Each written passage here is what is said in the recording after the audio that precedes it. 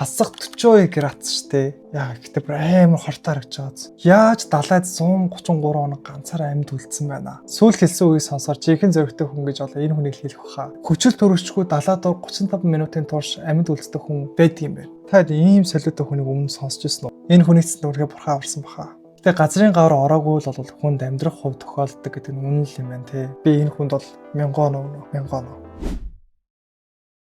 За, hi guys, дараагийн бичлэгэнд тавтамаарл. За, энэ удаагийн дугаартад би та бүхэнд юу бэлдсэн бэ гэхээр дэлхийд дээрх үхлээс мултарсан итгэмээргүй хүмүүсийн part 3-ыг яг энэ цагт хүрэхээр бэлэн болсон байна. Та санаж байгаа бол part 1, part 2 дээр бол яг ингээд үхлийн мөчд амьд гарсан хүмүүс байсан шүү дээ. Харин part 3 дээр гарч байгаа хүмүүс бол бүр солиотой заяа. Далайд 133 хоног төөрсөн л гин, далайн гүнд 30 минут хүчил төрөвчгүй байсан л гин. Бараг аимшиг кинонууд эдгээр хүмүүсээс одоо жишээ аваад хийцэн юм шиг бүр сонирхолтой итгэмээргүй хүмүүс байх болно. За тэгээд хамтаа шууд бичлэгэндээ оръё те. Та бичлэг эхлэхээс өмнө лайк дараагүй лайк дараа саппортрахаа битэн мартаарай. Та хэдийн минь лайк саппор урам зориг аваад дараагийнхаа бичлэгийг бас хийх юм шүү. Тэгэд битэн мартаарай. За эхэлцгээе.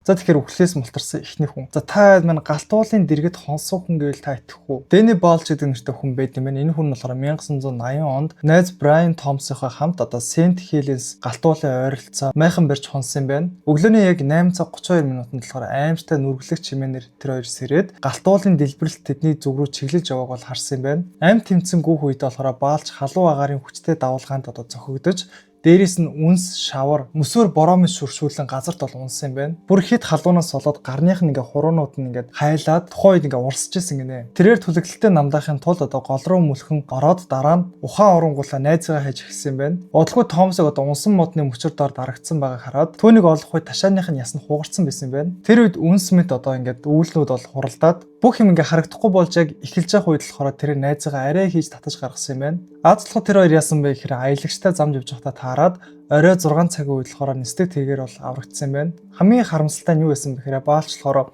анх далайн эрэг рүү найзаагаа хамт явъя гэж ятгсан боловч найз нь хань эсэргээрээ галтуул руу түүнийг дагуулж явсан нь энэ байсан юм байна. Гэхдээ юу бодож одоо галтуулын дээр хондог байна. Та ийм солиотой хүнийг өмнө сонсч ирсэн үү? Бидний найзууд дунд галзуу гэмээр хүн байдаг шүү дээ. Тэр найзынхаа үгэнд хамаагүй бити итгэж байгаарай. Үнэхээр галзуу үйл хийж магадгүй шүү.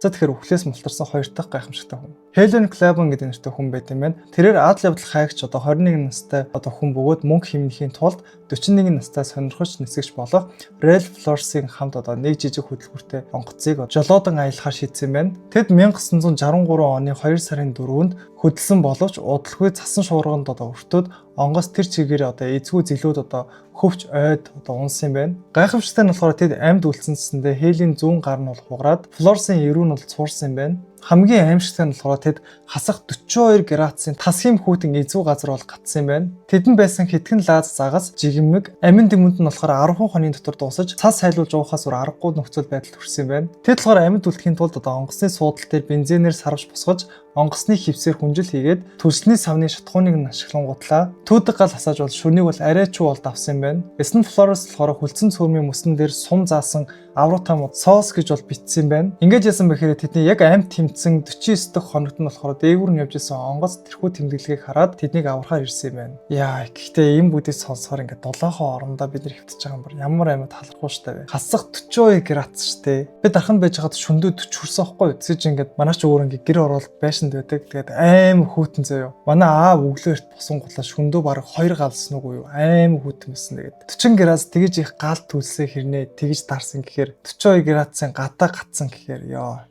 Энэ хүмүүсийг үнэхээр бурхан аварсан баха.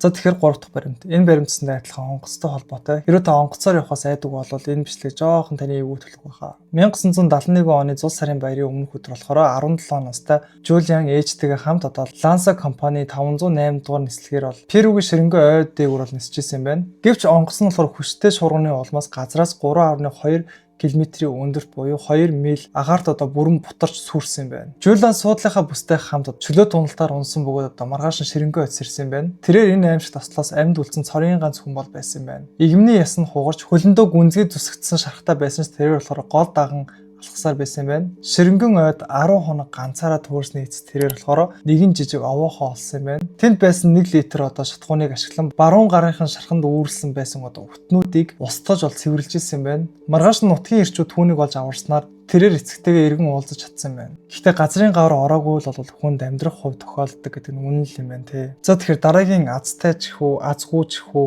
хүний талаар үзцгээе. За Дани Пенар гэдэг нэртэй хүн байт юм байна. 1998 оны 1 сард болохоор тэрээр Африкийн цагаан хэр судалж байсан юм байна. Нэгэн пүрэв гарагийн үдээс хойш тэрээр болохоор багийнхандаа хэлэлгүйгээр судалгаа хийхээр ганцаараа явж өвсөн дунд байсан хар мамба буюу Black Mamba гэдэг нэртэй могоонд өвдгөнийхөө яг доохон талд хазуулчихсан юм байна. Хар мамбагийн хорн нь болохоор мэдрэлийн системийг маш хурцтай устгаж саажилт үүсгдэг бөгөөд ерөндөг хэлэхгүй бол үхлийн хувь нь 100% байдаг юм байна. Хөлөө тэрээр чанга боосон гэсэндээ хорн биеэр нь тархаж зүрхэн хүчтэй цохилж исэн юм байна. Тэр болохоор машинаараа цагт 160 км-ийн хурцтайгаар амь тэмцэн тавьсаар эмнэлэгт хүрэгдсэн. Хазууснаас хойш тэр болохоор 2 цаг гаруйн дараа эмнэлэгт очиход тэр болохоор хэдийний саажилт өгчихсөн ярьж залгиж чадхаа болчихсон байсан юм байна. Амьсгалын аппаратанд хэдэн хоног тэр ухаангүй байсны эцэст Дани ердөөл могоод хазуусан 4 жижигхэн сорвтой бас бусдад ярих гайхалтай түүхтэйгээр эмнэлгээс гарч чадсан юм байна. Гэтэ энэ могоонд хазуулах мэдрэмж бүр амар гэдэг бах те.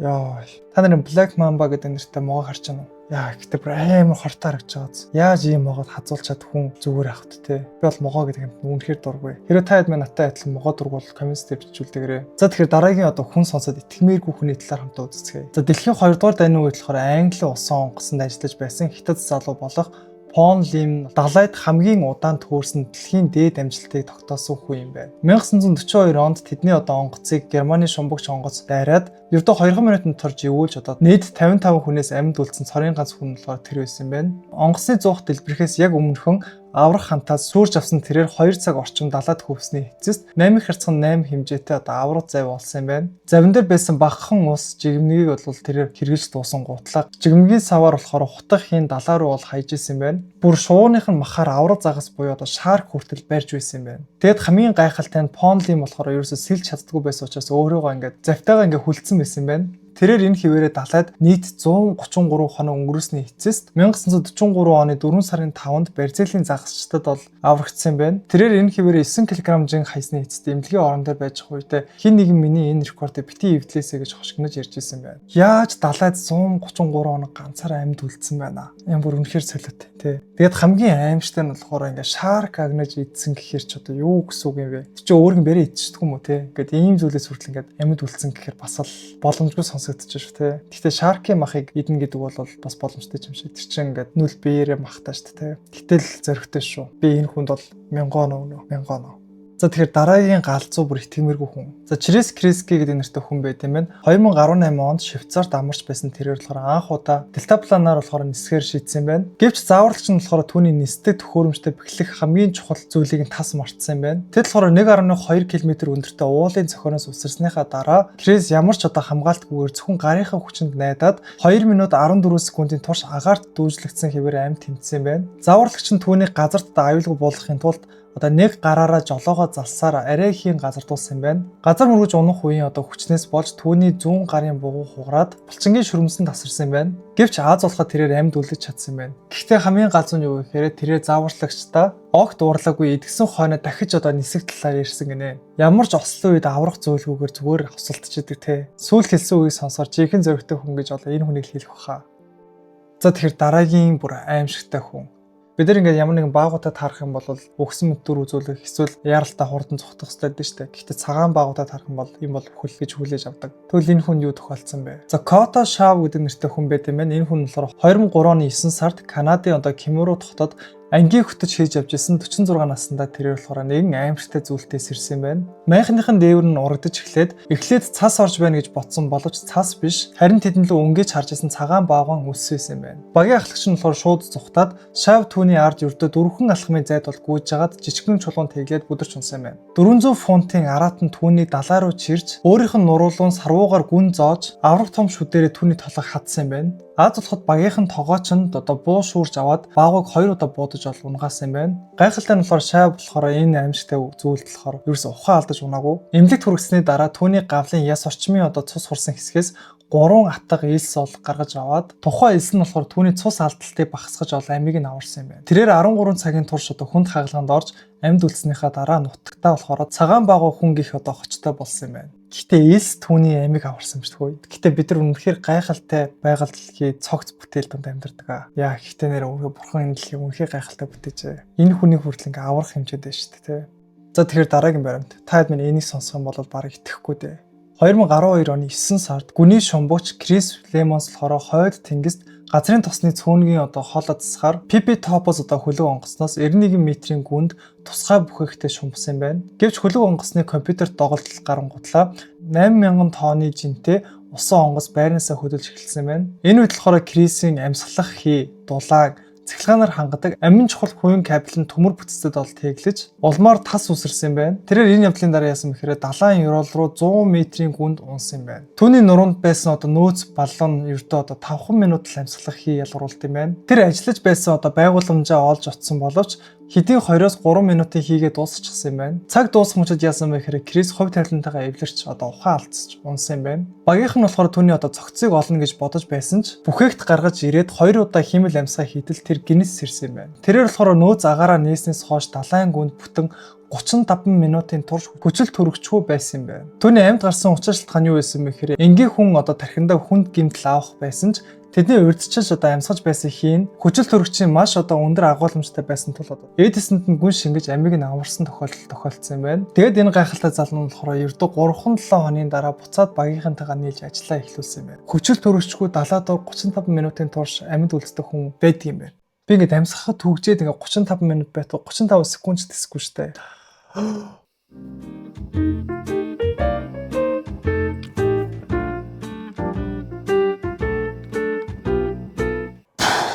За 35 секунд бол тисчлээ. Гэхдээ энэ 35 минут тиссэн ба шүү дээ. За тэгэхээр дараагийн баримт. За модон жорлонд бие засах нь одоо хүний амьд аюултай гэж бол хинж бодохгүй үстэй тий. Гэхдээ 75 настай дэлхийн 2 дугаар дайны Ахмад дайчин тэтгэврт гарсан цэвэрлэгч одоо Colette Vincent-ийн хувьд энэ өөр байсан юм байна. Тэрээр 1950 онд өөрийн гараар барьсан гадаах модон жорлонгоо олон жил ашиглаж байсан юм байна. 2000 оны 8 сарын 1 халуун өдөр түүний одоо бие засаж суух мөчөд жорлонгийнх нь ялзарсан модон шалны гинт сүмэрч тэрээр бохрын нөхрөлөө унсан юм байна. Аз толгой тэрээр болохоор модон шалны үлдэгдэл дээр одоо хөвж тогтсон боловч тэрээр өмнө цус харавснаас болж одоо биеийнх нь тал нь одоо саажилттай. Бас нэг хөлнийх нь тал нь байхгүй байсан тул одоо яаж чадахгүй тэндээ гатсан юм байна. Цаг хугацаа өнгөрснөөр түүний гэрт очисон цорын ганц хүн болох одоо 17 настай шуудан хүргэгч хүү одоо шуудан овоорсныг анзаараад шалгахаар ирээд түүний сулхан орилох дууг нь сонссон юм байна. Ингээд эцэст нь яасан бэхээр гал сөнөгч түүнийг одоо 3 өдрийн дараа түүнийг гаргаж авч чадсан юм байна. Гэхдээ үнэхээр жоохон заваа хэрнээ. Гэхдээ бас л аимшигтай сорилт тохиолдсон юм шүү.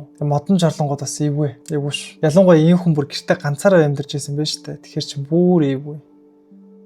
За тэгэхээр дараагийн хамгийн язтай гэмээр хүн 1971 оны 1 сарын 27-нд Тэнгисийн цэргийн бэлтгэл офицер Дугл Робертсон эхнэр 18 болон 17 настай 2 хүүхэд 9 настай ихэр хөвгүүдийнхээ хамт одоо Lucid нэртэй одоо модон заваар дэлхийг тойрох аялалд бол гарсан юм байна. Гэвч 1972 оны одоо 6 сарын 15-нд Галапагосын арлуудын ойролцоо хэсэг одоо алуурчин халимууд тэдний одоо завруу дайрч завийг нь бүрэн сүрүүлсэн юм байна. Гэр бүлийн 6 гишүүн болон замдаа таарч суулгасан Робби Вильямс гэх одоо оюутан залуутай хамт нийт 7 хүн хийлдэг авруу завруу арай хийн шилжиж суусан юм байна. Тэд эхний 6 өдөр багахан жигмэг одоо сонгиноор аргацааж дараа нь борооны уус одоо тогтоож одоо яст мэлхийн агнаж амьд үлдсэн юм байна. 16 дахь хоног дээр хийлдэг завнууд ашиглах боломжгүй болсон учраас 3 м урттай жижигхэн завнд бол чихэлдэж хамтдаа суусан юм байна. Ингээд далаад нийт 38 хоног төөрсний эцэст 1972 оны 7 сарын 23-нд Японы одоо Токо Мару 2 гэдэг нэртэй загас агнуурын усан онгоц тэднийг олж аварсан юм байна. Гэхдээ дараагийн удаа гэр бүлэрээ хэрвээ цагийг өнгөрөх ч бол хамаагүй ингэж эрсдэлтэй зүйл хийж болохгүй. Би өмнөх жилийн наадмаар гэр бүлэрээ амархаар ингэж явсан бохгүй амралтын газар руу. Тэгээ тэр нь амар зайдуу байдаг. Тэгээд яасан бэ гэхээр шавар суулгаад би яж юм шиг ирчихсэн гэхгүй. Тэгээд шавар суулгаад тэрийг ухаж гаргах гэсэн чинь шавартаа бүр ингээд хугдахгүй бүр ингээд хурцэн доошоо бүр ингээд шигдэж ороод тэгээ бүр ингээд найзаагаа би ингээд дуудаж байгаа байхгүй тий тэр холоос тэгдэж чад хэдэн ч километр байсан. Тэгээ чүүэтэй найзынхаа машинаа татах гэсэн чинь тэгээд манай найзын машин дийлдэг. Дараа нь ойролцоо ирсэн джип машиныг гуйж арай ихийн татаж одоо ингээд гаргасан байхгүй. Ширэнгэн ой юм уу намаг ихтэй газар эсвэл далаагаар аялах нь бол тийм ч сайн таатай зүйл бол биш л ах. Ер нь л гэр бүлийн эрүүл мэнд чухал шүү дээ манайхаа. За тэгэхээр хамгийн сүүлийн баримт. 2015 онд нэгэн удаа хачирхалтай ослын тарамтай мэдэж авцгаая. Нэгэн залуу хурдтай замаар давхиж явтал эсрэг урсгалж явж исэн ачааны машин осолдоод түүний салж унсан одоо хөрөө болохоор зам руу ойсоор түүний машины урдаас нь бол гүн зүсэлт ол хийсэн юм байна. Жолооч болохоор ямар ч бэрхтэлгүй аймд үлдсэн ч гэсэн машинт нь үлдсэн 50 см-ийн гүн зүсэлт нь болохоор түүнийг үхлээс хэдхэн инчийн зайд байсныг бол гэрчилсэн юм байна. Атцтай гэхэд ингэж атцтай байж болох уу? Энэ хүнийгс нүргээ бурхан аварсан баха.